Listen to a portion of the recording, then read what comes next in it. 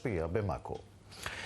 כולם רוצים להיות ווייז, אמרנו כבר, ויש כבר סטארט-אפים ישראלים שעוד לא שמענו עליהם, אבל מקווים להצליח. לירון שמם מספרת על ריאליטי הסטארט-אפ הבינלאומי שהתחיל כאן והסתיים בארצות הברית.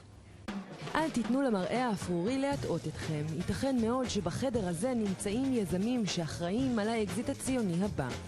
אנחנו קיימים כמה שבועות רק באפסטור, ובכמה שבועות האלה היה קצת פרסום עלינו, ותוך שבועיים, שלושה, קפצנו ל-70,000 הורדות. הטכנולוגיה שלנו בעצם ניתן לטפל בה במגוון רחב של מחלות שונות, חלקם הגדול חסוך מרפא. זה דרך מאוד פשוטה ומאוד אפקטיבית לחבר בין חברות לאנשים לעבוד ביחד.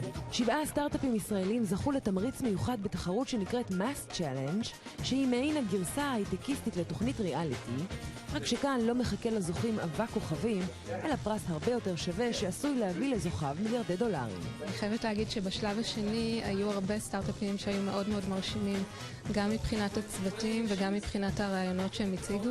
We're doing something that was never been conceived before. We're creating nanoparticles that mimic human cells. החברה ויקוי ננו מדיסין מפתחת ננו-טכנולוגיה שמאיימת להשמיד את כל סוגי הווירוסים. הם פיתחו מלכודת שאמורה להפיל בפח שלל נגיפים.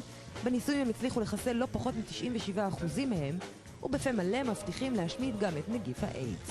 You know these social network posts that claim a company has promised that it will give a huge amount of money for a cause if the post reaches a gazillion shares? Well, that's usually a lie. הסטארט-אפ גרינוולד מכוון לנושא חם ביותר, איכות הסביבה.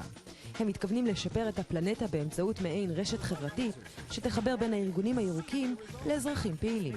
שיעבדו ביחד כדי ליצור כדור הארץ טוב יותר, סביבה טובה יותר לכולנו, עתיד טוב יותר לכולנו. So from a bad picture like that, you get a good picture like that. מכירה את זה שאת מצטלמת, לא מרוצה מהתמונה, כי איך יצאתי פה? אז בעצם אנחנו גורמים לכל תמונות כאלה של וואי, איך יצאתי פה לראות טוב. החבר'ה של פיקסטר הצליחו להמציא אפליקציה שתרטש את התמונות שלכם, גם את הרעות, לכדי יצירת מופת.